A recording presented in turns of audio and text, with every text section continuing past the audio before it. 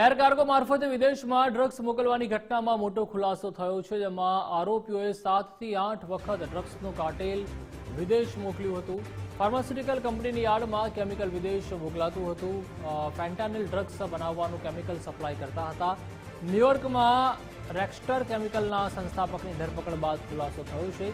સંસ્થાપક ભાવેશ લાઠિયાની ધરપકડ બાદ મોટો ખુલાસો થયો। ભાવેશ લાઠિયા, સતીશ સુતરિયા અને યુક્તા મોદી આરોપીઓ છે, જેમાં ત્રિપુટી ડ્રગ્સ મેકિંગ કેમિકલ વિદેશમાં સપ્લાય કરતા હતા। 4 જાન્યુઆરીએ ન્યૂયોર્કથી ભાવેશ લાઠિયા ઝડપાયો હતો। મેક્સિકોના સિનોલોઆ કાર્ટેલ અને માફિયાને સપ્લાય કરાતો હતો।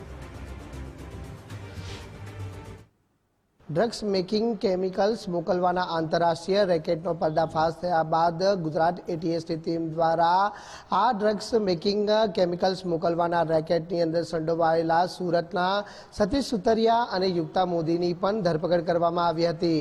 ખાસ કરીને આ બંને જે શખ્સો હતા તે સુરતના જહાંગીરપુરા વિસ્તારમાં આવેલા 5 સ્ક્વેર કોમ્પ્લેક્સની અંદર ઓફિસ ધરાવે છે અને આ ઓફિસ ઉપર પણ ગુજરાત એટીએસની ટીમ દ્વારા તપાસ કરવામાં આવી હતી। સમગ્ર કેસ પર એક નજર કરવામાં આવે તો 4 જાન્યુઆરી 2025ના રોજ ન્યૂયોર્કમાં રેક્સ્ટર કેમિકલના સ્થાપક ભાવેશ લાઠિયાની ધરપકડ કરવામાં આવી હતી અને ત્યારબાદ છે તે એટીએસ છે તે સક્રિય બની હતી, જ્યાં એટીએસને તપાસ કરતા માલુમ પડ્યું હતું કે ભાવેશના આ કાંડમાં જહાંગીરપુરા ઓફિસ રાખી એસઆર કેમિકલ્સ એન્ડ ફાર્માસ્યુટિકલ્સ અને એથોસ કેમિકલ્સ પ્રાઇવેટ લિમિટેડ તથા અગ્રત કેમિકલ્સ એન્ડ ફાર્માસ્યુટિકલ્સના મુખ્ય ભાગીદાર સતીશ સુતરિયા અને યુક્તા મોદીની પણ મુખ્ય ભૂમિકા છે તે આ કેસની અંદર હોવાનું સામે આવ્યું હતું।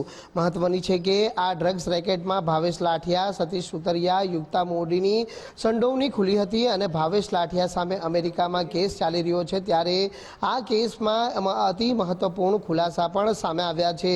મહત્વનું છે કે વિટામિન સીના ગોળીના નામે છે તે ડ્રગ્સ મેકિંગ કેમિકલ્સ છે તે વિદેશમાં મોકલવામાં આવતું હતું અને એક મોટો કાર્ટેલ છે તે મોકલી અને આ સમગ્ર આંતરરાષ્ટ્રીય ડ્રગ્સનું રેકેટ છે તે ચલાવવામાં આવી રહ્યું હતું। સુરતની ત્રણેય કંપનીનું સિનોલાવા કાર્ટેલ સાથે કનેક્શન પણ સામે આવ્યું છે, જેમાં એથોસ કેમિકલ્સ પ્રાઇવેટ લિમિટેડ, અગ્રત કેમિકલ્સ એન્ડ ફાર્માસ્યુટિકલ તેમજ એસઆર કેમિકલ્સ એન્ડ ફાર્માસ્યુટિકલ કંપનીનું નામ સામે આવ્યું છે અને આ તમામ કંપનીના જે સીધા કનેક્શન મેક્સિકો, ગ્વાટેમાલાની કંપનીઓને ડ્રગ મેકિંગ કેમિકલ મોકલવામાં આવતું હતું, તો આ સાથે જ ગ્વાટેમાલા સ્થિત જેએનસી ઇમ્પોર્ટ કંપનીને પણ કેમિકલ મોકલવામાં આવતું હતું।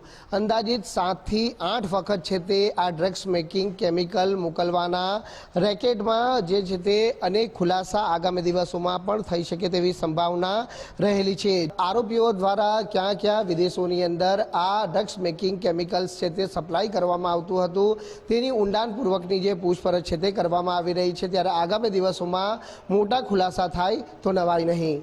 કેમેરામેન અજય કુમાર સાથે રાકેશ બ્રહ્મભટ્ટ, ગુજરાત ફર્સ્ટ, સુરત।